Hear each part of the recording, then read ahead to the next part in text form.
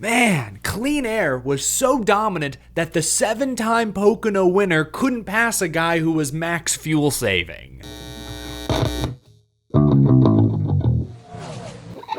How's it going, y'all? My name is Eric. Welcome to Out of the Groove Pocono Raceway. Back in the US, back on an oval, or a tricky triangle in this case. So much to get to. We've got the Groovy Gauge coming up towards the end. We'll talk about the top finishers. Look at the playoff bubble, the playoff picture with 9 regular season races to go. But we will begin this episode by talking Chase Briscoe. 1 year ago, almost to the day, to the week, Chase Briscoe was formally introduced as the next driver of the Joe Gibbs Racing number 19 Toyota, replacing future Hall of Famer Martin Truex Jr. Bass Pro Shop staying on board, Johnny Morse supporting this still relatively young, unproven racer from Indiana. Remember, Chase Briscoe was the Wood brothers' first choice as well. In fact, Briscoe was about to interview for the number 21 car when he got the call from Coach Gibbs that the 19 was his if he wants it. There are so many different ways this story could have gone. What if Stewart-Haas Racing didn't completely shutter? What if Martin Truex Jr. had decided to postpone retirement another season? So many different paths. It was this one that led us to where we are today, where Chase Briscoe is now a winner in the NASCAR Cup Series with Joe Gibbs Racing at Pocono Raceway. Of course, JGR has owned the Tricky Triangle the past couple decades. I think they've won 8 of the last 14 Pocono races. Could have been 9, but a couple of pieces of tape in 2022 spurred those efforts. A great track for Joe Gibbs Racing and a great drive by Chase Briscoe in the closing laps. We'll talk about the dirty air impacts of the next-gen car in just a moment. But at face value, what Chase Briscoe did those final 30 laps or so was extremely impressive. Saving fuel after your crew chief came over the radio and said our strategy is effed, while also being chased down by your teammate, veteran driver Denny Hamlin, has access to all the same data, all the same resources as you, the most successful driver in Pocono Raceway history. All of that pressure, so many opportunities to make a mistake or to get a little greedy and not save enough fuel, but Briscoe did his job to perfection down the stretch. So a deserving win for Chase. He almost threw this race away, made a mistake during the final green flag pit stop when the crew chief, James Small, told him to wait for fuel. Wait on me, he said as Briscoe entered his box. Briscoe seemed to ignore that command and instead fired off immediately, with James Small over the radio saying, wait. Oh. The driver almost cost him. Almost, but he made up for it with his perfect fuel-saving defense in the final 30 laps. So, wasn't without some drama, some controversy, some tense moments, but Chase Briscoe is a winner with Joe Gibbs Racing. I keep saying this like this is his first ever Cup win. He's got a couple wins before this. He won in 2022, most notably the Southern 500 last year with Stewart-Haas, won that race out of nowhere to make the playoffs. Now Briscoe is a winner with his new team. Joe Gibbs Racing is officially locked into the playoffs. Congratulations to Chase Briscoe. I always believed in him. There were some concerns about that 19 car. As competitive as Truex has been the past few years, that car was winless 2 of the last 3 years. In fact, today, this is the first win for the 19 car in nearly 2 years, not since New Hampshire 2023, 2 summers ago. That's the last time James Small and the number 19 team went to victory lane. So it has been quite a while. I had some concerns, no doubt, but I picked Briscoe to make the playoffs coming into this year. They've qualified extremely well, obviously, with I think 4 pole awards on the season. Today, they finally put together a full race, start to finish. Briscoe said it on the front stretch post race. They finally put together a full day, earned max stage points, won stage 2 as well. Phenomenal race, phenomenal performance at the end, especially by driver Chase Briscoe. Congratulations to this team. Now, as great as Briscoe's performance down the stretch was, let's be honest, he was aided by the next-gen car. Denny Hamlin said it after the race. He could get close to Briscoe, close enough to make one move at him, and then he would get tight and he would fall back. You were watching the intervals on the side of the broadcast just like me. 0.5 back, then 0.4, 0.3, 0.26, 0.25, back to 0.3, 0.4, 0.5. That bubble of air, insurmountable. We did see some passes for the lead earlier in the race when there were a ton of restarts, shook up the field, different tires, different strategies. The best cars weren't always up front in clean air, so that did present some opportunities for movement. But at the end of this race, those final 30 laps, it was the 17, the 11, the 9, the 12, and the 19. The best cars all restarted at the front with 30 laps to go, minus the 6. I thought the 24 was pretty quick, although at the end of this race, they had absolutely nothing in traffic. There were some good cars buried back in traffic, but by and large, the first 2-3 rows on the final restart were some of the best cars all day long. When you put equally fast race cars up front at Pocono Raceway, you can't pass. This is not exclusively a next-gen issue. Pocono has been like this for years. The problem is the tunnel turn is a one-lane turn. High speed, no alternative lanes, which means you have to follow the lead car through there, which means the second car is always going to get tight and lose momentum. It screws them up for turn 3, and it ruins any run you might have generated coming off of turn 1. The tunnel turn, I know it's historic and kind of nostalgic in some ways. It's a terrible turn, honestly, especially for the next-gen car, which is abnormally susceptible to dirty air effects. So, all that is to say, as impressive as Chase Briscoe was down the stretch, the fact that he was max saving on fuel and still holding off Denny Hamlin and Ryan Blaney, long run Ryan Blaney, they could not get close to him. They couldn't get close to each other. The fact that it was that easy for Chase Briscoe to hold the lead while saving fuel is a problem. It's a problem with this car, and to a degree, it's a problem with Pocono Raceway. Not a great product down the stretch on track. Credit to Steve Letarte, Dale Jr., and the Amazon Prime booth. They dressed it up about as well as you possibly could with the burn bar, the miles per gallon graphics, radio transmissions, reports from pit road. Like, they did a great job presenting what we had to work with, but we didn't have much to work with there towards the end. It was not, in my opinion, not a great race at the end. Dramatic, exciting. Will he run out? Will he not? But the fact that the second place car couldn't even get close to the first place car when the first place car wasn't trying to go all that fast. Terrible. Not good whatsoever. Back to the drawing board, NASCAR. Hopefully you've been on the drawing board for months now, because the next gen has had these issues since 2022. Anyway, I digress. Let's take a look at some top finishers. After missing last week's race in Mexico City due to the recent birth of his third child, I believe, Denny Hamlin bounces back to finish second at his best track, Pocono Raceway, earned the second most stage points today, won the opening stint, got a playoff point. Great performance all around from Denny Hamlin. I expect nothing less when NASCAR rolls into Long Pond, Pennsylvania, finishing a close third. Ryan Blaney, who had to overcome a pit road speeding penalty earlier in the race, had to pass a lot of cars, but that's what Blaney does best. When we finally got some long runs towards the end, he was able to make more moves through the field than others, finishes third. Strong result for Ryan. The rest of the top 5 here. Chris Buescher was a hard charger late, but ran out of time, finishes 4th. Chase Elliott 5th. Back to Chris Buescher for a moment. Look around. He's got his teammates in the top 10. That's all 3 RFK Racing Fords in the top 10 for the second time in 3 weeks. We saw this at Michigan. We see it again here at Pocono. Some similarities between the two tracks we've talked about. Long straightaways, sweeping corners. The speed Roush had at Michigan obviously translated to Pocono. That's why I said earlier this week, Chris Buescher, Ryan Preece could win any week. And shoot, Brad Keselowski, if they didn't shoot themselves in the foot in stage 2, I think Brad Keselowski had a good enough car to contend for the win. But goodness gracious, Brad Keselowski is leading this race under caution in the middle of stage 2, and crew chief Jeremy Bullins just fell asleep. And frankly, so did Brad Keselowski, fell asleep at the wheel, pitting on a closed pit road. There's a blinking reddish orange light. Prime showed the replay, clear as day. Keselowski didn't see it or didn't question it for some reason, but it was Jeremy Bullins initially who called Brad to pit road. This time, even admitted that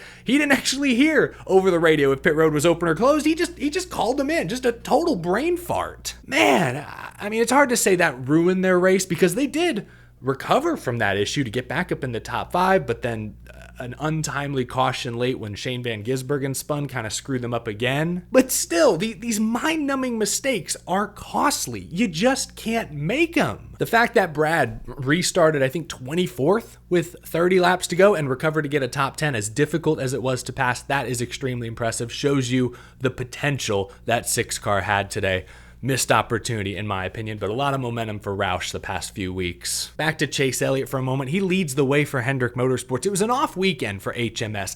They had their highs, like William Byron was really fast in practice, but then he spun out in qualifying. I think Elliott qualified 18th, best of the team. That's not great. That's not the usual Hendrick Saturday speed. You see Kyle Larson came back to finish 7th. Larson has not shown winning speed the past few weeks, but for the most part, they're scraping together top 10s, the occasional top 5 still. Got wrecked at Mexico City, put that race aside, but they still have top 10s in 3 of the last 4 races. So like Larson, Elliott, I was impressed with today. Bowman at times was in the top 10, top 15, even led some laps. A good day for HMS, but they didn't pop quite like some of the Gibbs or Penske affiliated cars did. Real quick, gotta give Legacy Motor Club a shout out. John Hunter Nemechek, 6th.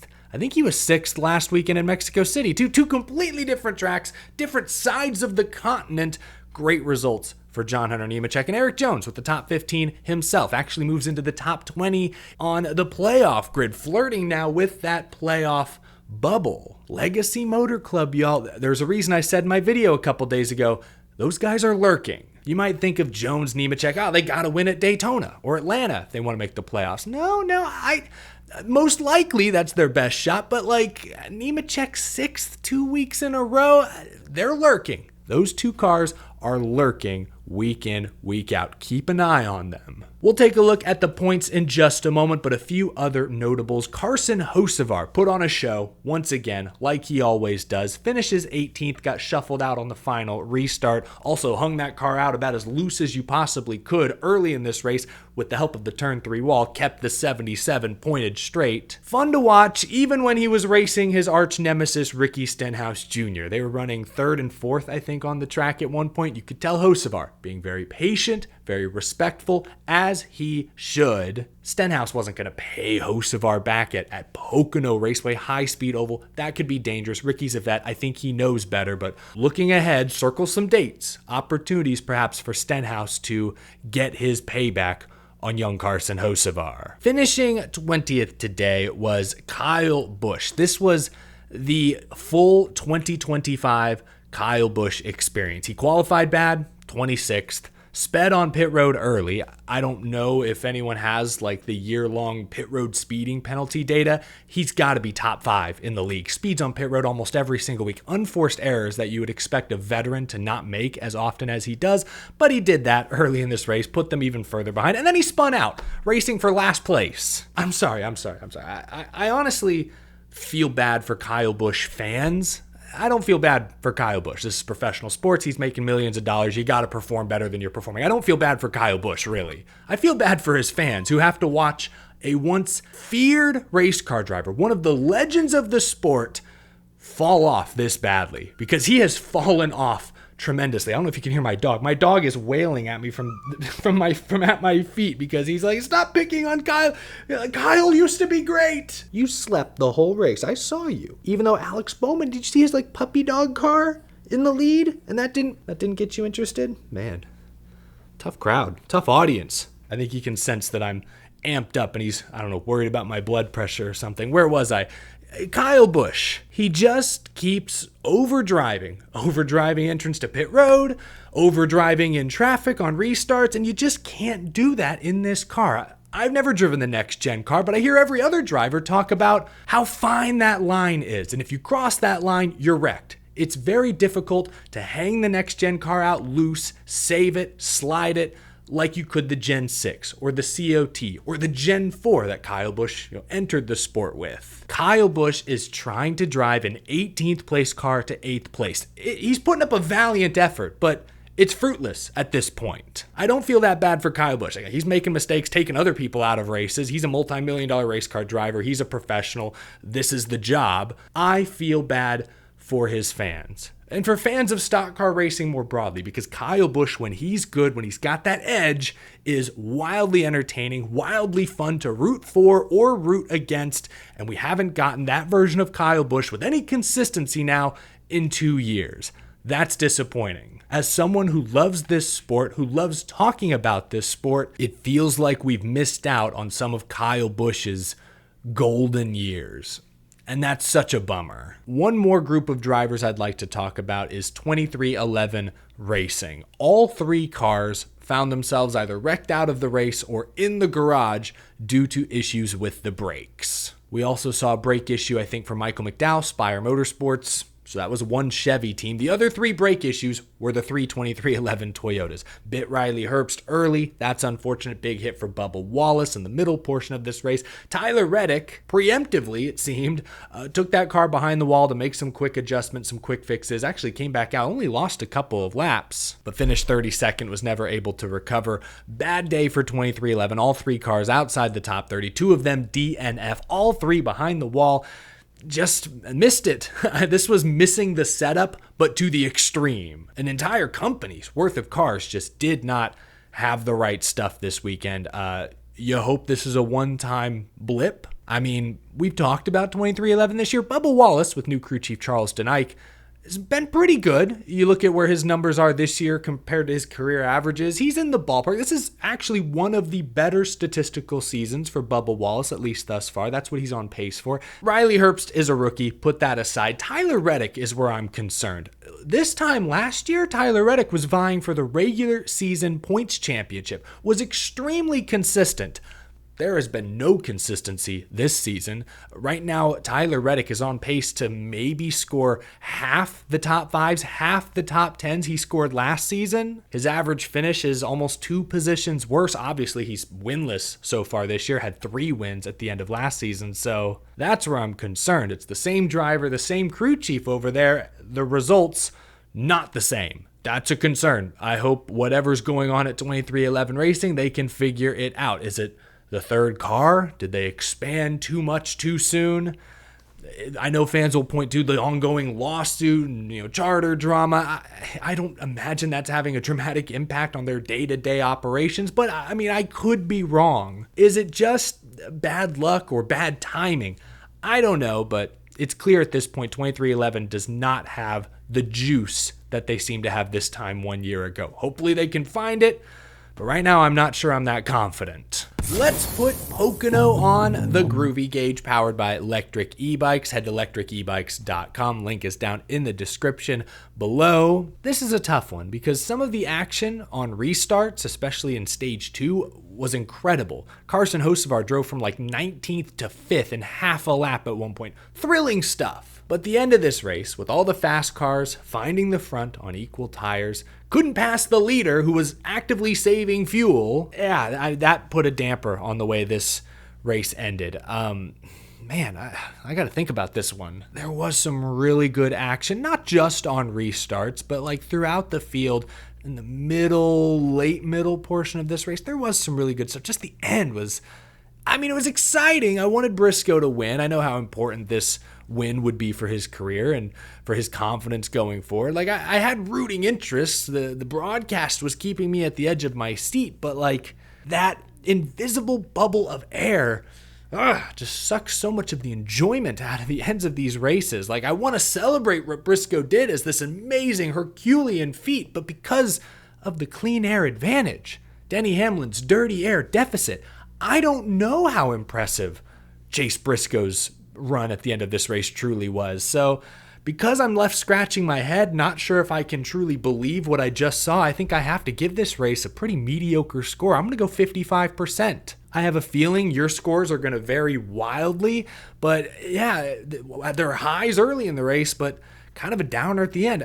Mediocre score from me. I'm going 55%. Let me know if you agree or disagree down in the comment section below. I'll give Amazon Prime Video an A- for their inaugural summer stretch of NASCAR Cup Series coverage. Pre-race show gets an A+. I think the main broadcast at least gets an A. No full screen commercials over green flag racing is incredible. I think Adam Alexander anchoring the broadcast booth with Letarte and Junior as analysts. Steve Letarte, with so many fuel mileage races the past few weeks, this was the perfect time to get Steve in the broadcast booth. I thought the pit road talent was great. The camera angles were amazing. I think I tweeted this today, but like when Carson Hocevar got really loose off of turn 3, Prime had like 12 different angles of it. Like they had like a makeshift digger gopher cam on the inside of the wall. They were pulling out all sorts of new angles to show that it was a save. It was a great moment, but it wasn't like a big wreck. It wasn't even the leader. It was like third place 10 laps into a run. Anyway, direction I thought very good. Cameras, excellent. Post-race show. I still have some issue with the post-race show. I love that they eventually get to those long-form interviews, really dive in deep. We've gotten some great content over the past few weeks, but I don't love the flow. They interview the winner on the front stretch after the race. Emotions are high, excitement, crowd is buzzing, and then we go to the studio for a while, and it takes forever to finally hear from second, third, fourth place, the other top finishers. So if I was Prime Video or TNT, NBC going forward, I would still love to hear from the top 2 or 3 finishers before you get into all that meaty, long-form content. Like, I wanted to hear Denny Hamlin's initial reaction immediately following the race, because obviously Briscoe was really excited. I won. I wanted to hear Hamlin's thoughts on how difficult it was to pass. How hard was he pushing there? I wanted to get those reactions side by side, and I didn't. I watched at least the first 15 minutes of the post-race show. No Denny Hamlin. And so, that's at that point, the buzz, the energy has dwindled a bit, and it's not great TV, in my opinion. So I will dock Prime Video for parts of their post-race coverage. The rest of their coverage these last 5 weeks, I think, has changed the game. Hopefully elevates NASCAR's other media partners' performance. A lot to be excited about with Prime Video over the next 6 years of their TV deal. Oh, today's race means the in-season tournament bracket is set as coverage shifts over to TNT and HBO Max the next 5 weeks. The in-season tournament is a thing. Not going to cover that in this video today. Covered so much already, but this week we'll fill out our brackets, look at the head-to-head matchups, who has the easiest or hardest path to the championship, $1 million on the line. I know drivers keep doing the thing where it's cool to pretend you don't know what's going on. It's cool to sound like you're not excited about something new, but I think deep down, once drivers look at the matchups, look at these next few weeks, there's going to be interest there. I think the drivers will be interested in their head-to-head matchups. It's mostly for fans, though, something for us to talk about, to debate every single week. We'll talk about that here soon. That's all for me. That's all for today's post-Pocono episode. Hope you enjoyed. Leave a like on this video if you did. Subscribe for more race reactions, news, rumors, other content and commentary all week long, all year long. Really appreciate your very generous support. I'll see you again probably tomorrow. Have a great rest of your weekend, folks. Thanks for watching.